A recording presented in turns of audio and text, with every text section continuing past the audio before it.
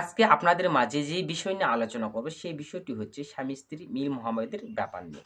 তো সংসারে যদি স্বামী-স্ত্রী পরস্পরের যদি মিল না থাকে, যদি স্বামী স্ত্রীকে না দেখতে পারে, তো এই ক্ষেত্রে সংসারে অশান্তি দেখা দেয়, কলহ দেখা দেয়, সংসার দিন পরে দিন ভাঙন সৃষ্টি হয়ে যায়।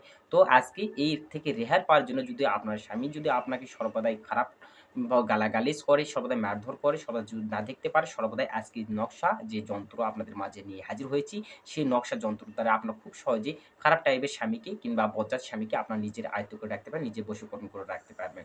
তো স্ক্রিনে যে নকশাটি আপনারা দেখতে পাচ্ছেন, এই নকশাটি আপনারা শনিবার, মঙ্গলবার দিন দেখে পাক পবিত্র হয়ে শুদ্ধ আসনে বসে উত্তরমুখ কিংবা পূর্বমুখ ধূপকাঠি, মোমবাতি জ্বালিয়ে দিয়ে আপনারা সাদা কাগজের উপর লাল কালি অথবা কালো কালি কলম দ্বারা সুন্দর করে এই যন্ত্রটি সর্বদাই ওই কাগজের উপর আর্ট করবেন। এই যন্ত্রটি সর্বদা ২ টি আর্ট করবেন। ২ টি আর্ট করার পরে একটি যন্ত্র সুন্দর করে কাটে নিয়ে সাইজ করে নিয়ে আপনারা সুন্দর করে একটা তাবিজের ঠোঙ্গায় আপনারা ঢোকাবেন। ঢোকানোর পরে তাবিজের মুখটি মোম দিয়ে মেরে দেওয়ার পরে তাবিজটি সর্বদাই স্ত্রীর নাল সুতোর দ্বারাই কিংবা নাল ডোর দ্বারাই সর্বদাই বাম বাহুতে কিংবা কোমরে ধারণ করবেন। আর অপর যে নকশাটি আর্ট করা আছে সেই নকশাটি আপনারা ওই স্বামীকে সকাল এবং রাত জলে একটু চুবিয়ে ওই জলটি সর্বদাই কিংবা জলটিতে অন্য কোনো জল মিশ দিয়ে ওই স্বামীকে সর্বদাই সকাল আর রাত আপনারা খিলে দিবেন এই নিয়মে ৭ দিন। যদি এই নিয়মে ৭ দিন আপনারা এই ক্রিয়াটা করতে পারেন দেখবেন যতই খারাপ টাইপের স্বামী হোক না কেন, যতই বজ্জাত টাইপের হোক না কেন সর্বদাই স্ত্রী বাধ্যগত থাকবে সেই স্ত্রীকে ভালোবাসবে, ভক্তি শ্রদ্ধা করবে।